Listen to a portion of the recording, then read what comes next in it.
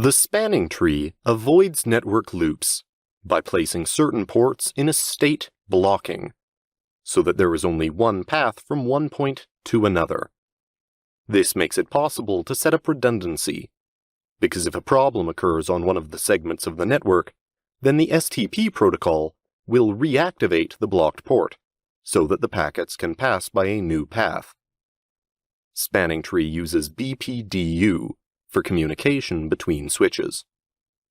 BPDU are frames that are exchanged regularly, about every 2 seconds, and allow switches to keep track of changes on the network in order to activate or deactivate equipment ports. The spanning tree algorithm works in several steps. First, it will proceed to the root switch election.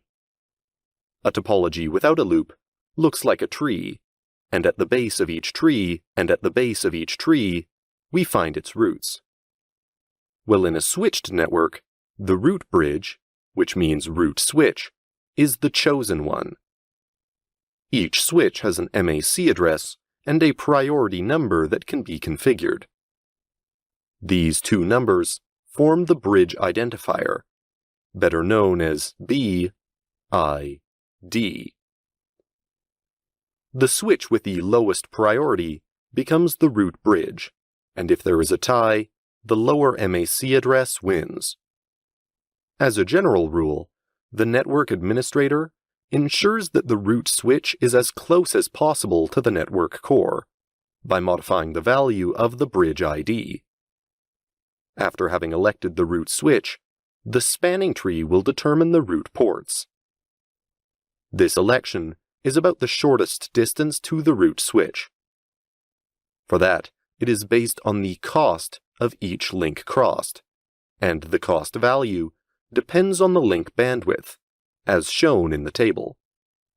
The root port, which is also known as the root port or simply with the initials RP, will be the one that leads most directly to the root switch. There can only be one root port per switch. In case of equality, that is to say that two switches have the same cost toward the bridge ID, then the port with the lowest port ID will be elected. After determining the root ports, the spanning tree will select designated ports. For each network segment that connects switches, a designated port that can also be written with the initials DP is selected by the spanning tree. This is the port connected to the segment, which leads most directly to the root. This is also why a switch-elected root bridge will systematically have designated ports. Then, in case of equality of the segment, well, the selection will also be made on the priority and the lowest MAC address. And the last stage of the spanning tree consists of blocking the other ports so as not to create loops. Ports that are neither root nor designated are blocked. A blocked port can receive BPDU packets, but cannot send any. If the topology changes, for example a switch goes down, well, the spanning tree algorithm is restarted, and a new tree is put in place. We know that the algorithm spanning tree operates in several phases. First, it will elect the root switch. Then it will determine the root ports of each switch. Then it will select the designated ports on each segment. And finally, it will block the other ports to avoid loops. This whole process is done using BPDU messages that the switches exchange. The BPDUs will make it possible to discover the topology and to elect the root bridge. It's sort of the head of the spanning tree topology. Once elected, the switches will search for the best path to it, and alternate routes will be disabled. We will see in detail the different processes of the spanning tree algorithm on this new topology as an example. The first step is therefore the election of a root switch by designating the lowest bridge ID.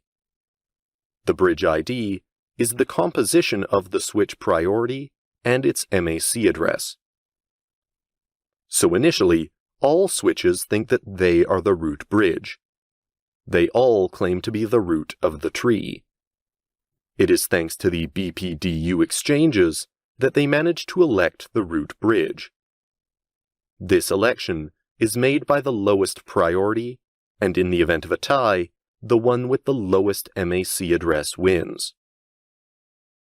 On the topology, switch B becomes the root bridge, because it has the lowest bridge ID. As switches A and B have the same priority, it will be the switch that is at the lowest MAC address that wins. This is switch B, because the hexadecimal starts from 0 to 9 and from A to F. The second step is to elect the root ports. When a switch recognizes that it is not the root, it marks the port on which it receives these BPDUs as its root port, and if there are several paths, then it will choose the one that is the least expensive, that is to say, the fastest.